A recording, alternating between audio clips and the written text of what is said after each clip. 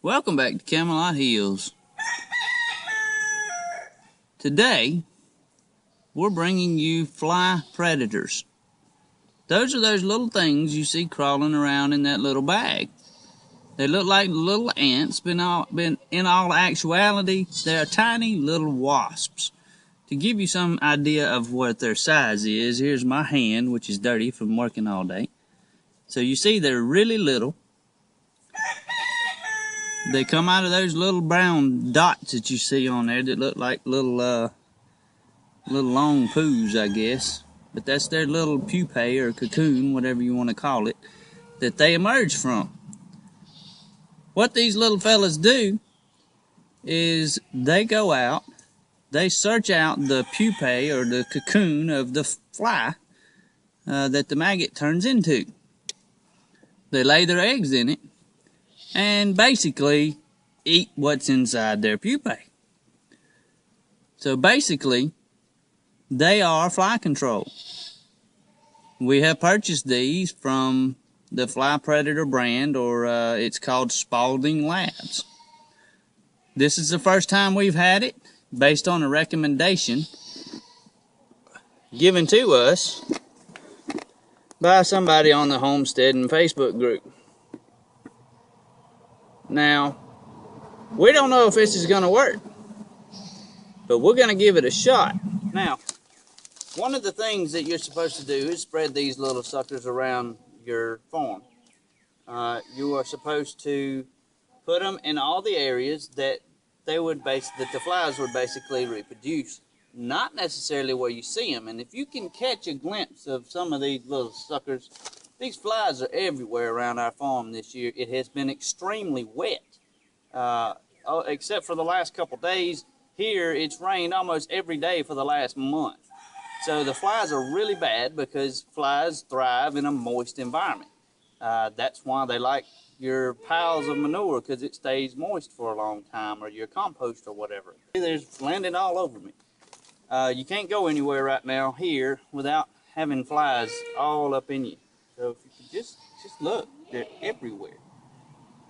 We try our best to keep everything clean.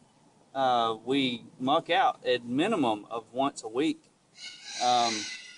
We clean out the stalls and everything quite frequently. But when you've got so many animals, right now we have 17 goats on the farm, 5 ducks, 3 dogs, numerous cats, and probably 50-something chickens. But as you can see, I mean, the flies, they're just everywhere. So let's get on with the Spalding Fly Predators and tell you about how they're supposed to do it. Basically, Spalding says keep your It's hard to do a video when these flies are all up in your face. Basically, Spalding says to spread these around where flies would multiply or eat, whatever you want to call it. Wherever flies are, damn it. Stop the video for a second. So let's get on with it. What we've got to do is we're going to take these and we're going to spread them around our farm in the different places that Spalding says to do so. It's not necessarily where you would see the flies. The flies, a lot of times, are in the barn or hanging around where we're at, and they won't go away and leave me alone. But where you take this is your manure pile. Moist areas, long grasses, anywhere that would be a good place for a fly to reproduce and lay its own eggs, because we're not actually trying to kill the flies that are actually flying around us and bothering us now. They'll die off in a few weeks, or you can use some traps to catch them in the meantime. But these little buggers are going to keep them from growing and coming back later. Let's hope that this is going to work. What we're going to do is we're going to just take this and we're going to spread it around the farm today. In about a month or so, after we see how they work, whether they work or not, then we'll come back and we'll do another little video and tell you whether they work or not. If they do, we'll be purchasing these little suckers every month, because that's kind of what they recommend, is spreading them around about every 3 or 4 weeks. So let's get to it.